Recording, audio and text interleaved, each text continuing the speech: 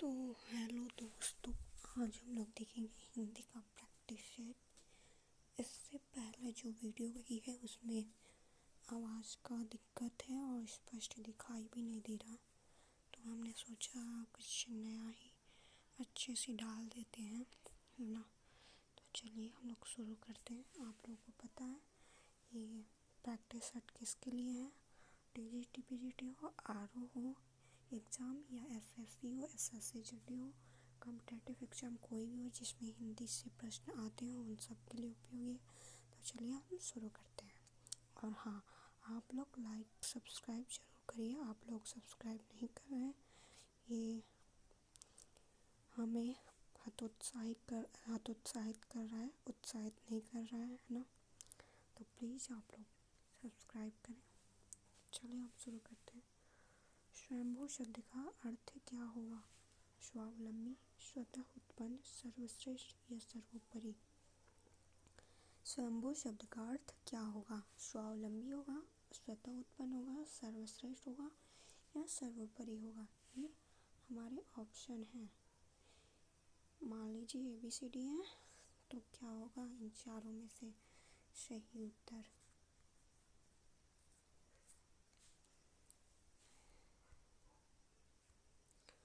तो सही, चलिए हम ऑप्शन ही देख लेते हैं। स्वावलंबी होगा? नहीं होगा स्वावलंबी, क्योंकि स्वावलंबी उसे कहते हैं जो अपने पैरों पर, अपने ऊपर जो डिपेंडेंट होते हैं, जिसको कहते हैं डिपेंड होना, अपने ऊपर अपने पैरों पे खड़ा होना, उसे कहते हैं स्वावलंबी। वो नहीं होगा। सर्वश्रेष्ठ, जो सबसे श्रेष्ठ हो, वो भी नहीं होगा। सर्वोपरि, जो सबसे ऊपर है, वो भी नहीं होगा। ये तीनों ऑप्शन कट जाएंगे। स्वतः उत्पन्न सही उत्तर होगा। आगे देखते हैं। ये हमारा दूसरा प्रश्न है। दिवाली का शुद्ध शब्द बताएं। दिवाली होगा, दीपावली होगा, या इनमें से कोई नहीं। क्या होगा सही उत्तर?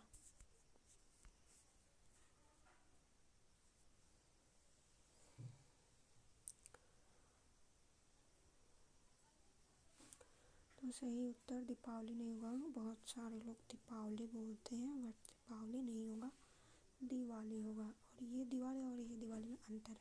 इसमें द पर छोटी का मंत्रा लगा है, छोटी ई का, और इस दिवाली में द पर बड़ी ई का मंत्रा लगा है, तो ये सही होगा। ठीक, आगे देखते हैं।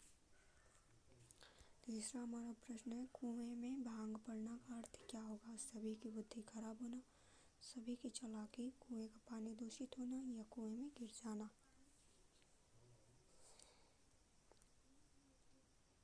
क्या होगा?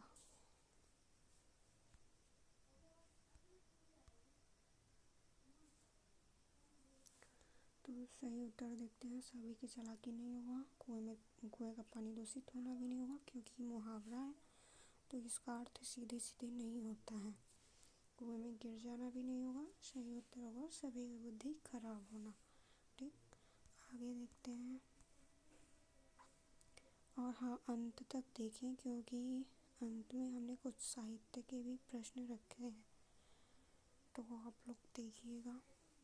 यमुना का पर्यायवाची शब्द नहीं है, क्या होगा? रविजा, तनुजा, सुरेजा या अर्कजा। क्या होगा? ऑप्शन बताएं सही। तो सही उत्तर देख लेते हैं। रविजा भी नहीं होगा, सुरेजा भी नहीं होगा, अर्कजा भी नहीं होगा, तनुजा होगा, क्योंकि इसमें पूछा है नहीं है। ध्यान दीजिए, पेपर में यही गलती होता है। हम लोग सोच लेते हैं कि पूछा पर्यायवाची है और पर्यायवाची शब्द को टिक कर देते हैं, लेकिन ऐसा नहीं है। यहाँ पे नहीं है पूछा है, तनुजा होगा। रविजा, सुरेजा और अर्कजा यमुना का पर्यायवाची है, नोट कर लीजिएगा। अगला हमारा प्रश्न है। ग्रस्त का विलोम शब्द बताएं। मुक्त, अज्ञ, स्थूल या मूर्ख। ग्रस्त का विलोम शब्द। अज्ञ का अर्थ तो जानते होंगे, वाक्यांश में बताए हैं, तो आप लोग कमेंट करके बताना अज्ञ किसको कहते हैं। तो सही देख लेते हैं। अज्ञ तो नहीं होगा, स्थूल भी नहीं होगा, मूर्ख भी नहीं होगा, मुक्त होगा। आगे देखते हैं। आजन्म में कौन सा समास है? द्विगु समास है, तत्पुरुष समास है, या फिर अव्ययी समास है, या इनमें से कोई नहीं? आजन्म में कौन सा समास होगा?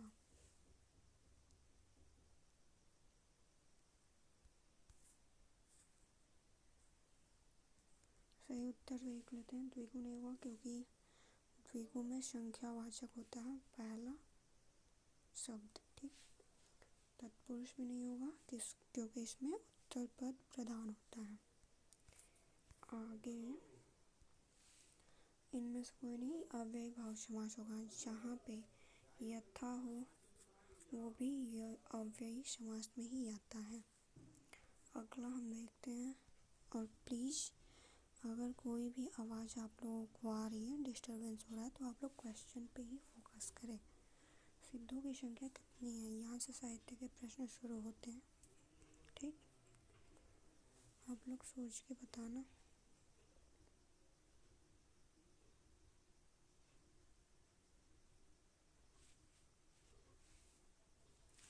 तो देख लेते हैं। ऑप्शन है 47, 45, 500 या 84। सिद्धों की संख्या से क्वेश्चन नेट में हो या टीजीटी पीजीटी, इन सब के लिए महत्वपूर्ण है। ठीक, और ग्रामर भी आते हैं व्याकरण से, हिंदी व्याकरण से, लेकिन साहित्य से अधिक क्वेश्चन आते हैं। तो आप लोगों को यदि साहित्य से प्रश्न चाहिए तो आप लोग बताना।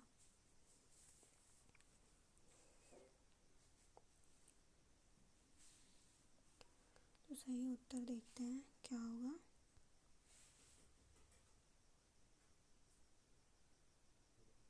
क्या होगा? 45, 47, 500 या 84? तो सही उत्तर क्या हो जाएगा? 47 नहीं होगा, 45 भी नहीं होगा, 500 भी नहीं होगा, 84 होगा। सिद्धों की संख्या 84 थी। कवितावली की रचना किसने किया? ये तो हम पहले भी प्रश्न देख चुके हैं, लेकिन अभी फिर से देख लेते हैं। तुलसीदास होगा, सूरदास होगा, या गोविंददास होगा, या इनमें से कोई नहीं? क्या होगा? कवितावली की रचना किसने किया? तो सूरदास नहीं होंगे। इनका है सुर सरावली, साहित्य लहरी, ये सब बताए हैं शायद हम, और नहीं बताए हैं तो आगे बता देंगे। ठीक, बता भी दिए अभी तो। गोविंददास नहीं होगा। ठीक, ये अष्टछाप के कवियों में आते हैं, ये भी आते हैं। ये बताना कि अष्टछाप के कितने कवि हैं, ये कमेंट करना। तो सही उत्तर होगा तुलसीदास। और ये भी बताना कवितावली की भाषा क्या है। अगला हमारा प्रश्न, दीपशिखा के रचनाकार कौन है? महादेव वर्मा, मीराबाई, सुमन राजे। सही उत्तर क्या होगा? मीराबाई नहीं होगा, सुमन राजे भी नहीं होगा, महादेव वर्मा होगा। ठीक, ये हमारा आखिरी प्रश्न है शायद, नहीं इसके बाद भी है 1-2 क्वेश्चन। रामचरितमानस की भाषा क्या है? ब्रज है, अवधी है, सिंधी या पहाड़ी? रामचरितमानस से तो सभी लोग परिचित होंगे। क्या है रामचरितमानस की भाषा?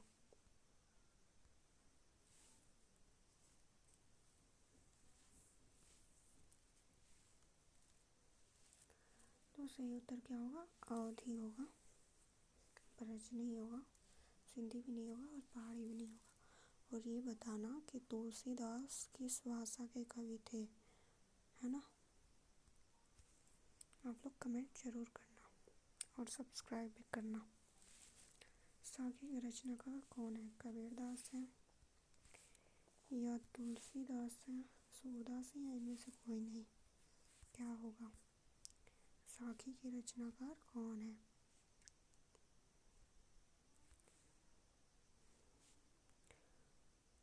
और अपने दोस्तों के साथ भी शेयर करना, जो हिंदी के विद्यार्थी हों, जो हिंदी की तैयारी करते हों, उनसे शेयर करना। तो देख लेते हैं साखी के रचनाकार कौन है। कबीरदास होंगे। साखी शब्द रामायणी। ठीक,